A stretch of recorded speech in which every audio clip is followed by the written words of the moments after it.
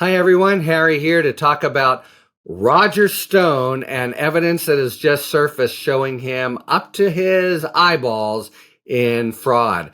First, let me make a point about Stone. He's always been, this kind of shadow figure. How did he, figure in the overall scorecard lineup? Because he, along with a few other folks, form a kind of bridge. They are in touch with the marauders on January 6th, arguably encouraging them. And they also have connections to Trump. So it seemed a potential big piece of the puzzle. The charges that have been leveled in both the January 6th Jack Smith case and the Georgia case don't focus on them. And the question is, where do they figure in, if at all, and would justice come to them?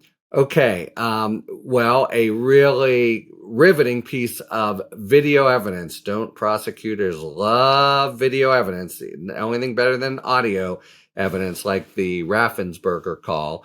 Roger Stone, whose ego got the better of his intelligence, was in a movie about, that had a lot to do with him, done by a European filmmaker. And they have him just a couple days before the election is called for Biden, November 5th, basically meeting with people and absolutely advancing the kind of plot and conduct that has resulted in criminal charges against Trump and many of the 18 in Fulton County and on the federal side. So you just have him flat out saying, here's what we can do. We're going to basically charge fraud, even though, of course, it would be a total lie. Say the charges were rigged and lie about it. That is the heart of the indictment against certainly in January 6th, and also in a large way, Fani Willis. Lies and knowing lies the lies are at the heart of it, and that's the kind of engine driving the whole thing.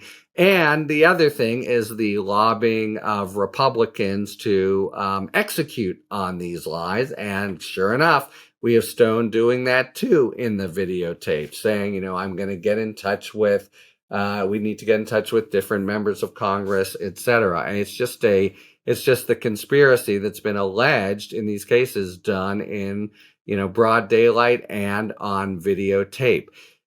So now what's the story? We assume that this is MSNBC unearthed this and has played it. We assume that Jack Smith already has it.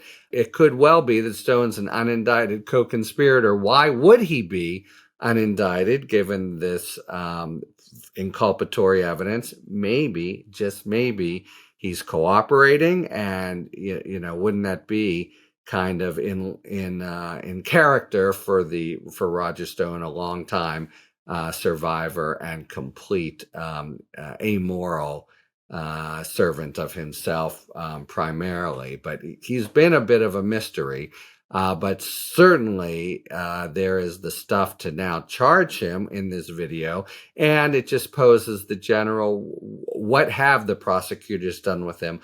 What are their plans at trial? Remember, Fani Willis has some 40 unindicted co-conspirators as Stone one, and how do they intend to use this kind of evidence? And same with Jack Smith.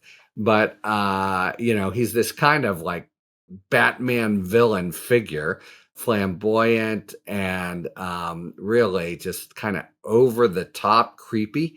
And now, he looks like very much vulnerable to a criminal process of the same kind has gone after the others. So maybe it means he's already cooperating, or if not, it means, the hammer might come down. But the big news is that, in living color, you have him doing the whole heart of what we're now being, trying to redress in these various criminal trials, lying about it and then pushing on Republicans. That's at least part of the plan as expressed here. So total conspiracy territory to press on Republican legislators.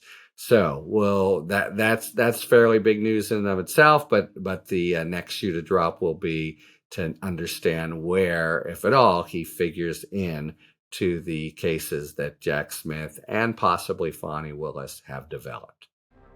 Talk to you later. Thanks for tuning in.